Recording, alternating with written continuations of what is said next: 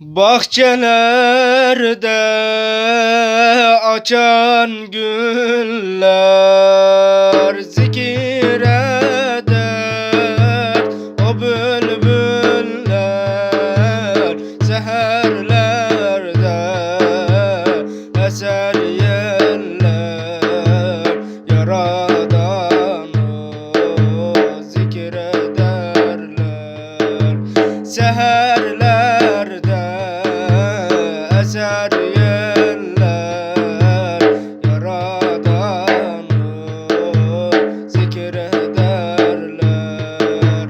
Aman Allah, aman Allah, dertlerime derman Allah, kullarına şifa veren La ilahe illallah.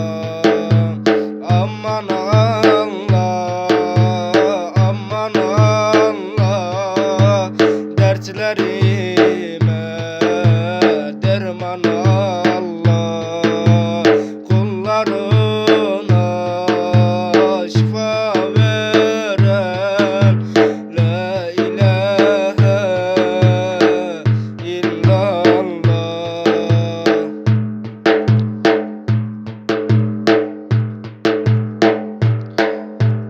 Akan sular, dağlar, taşlar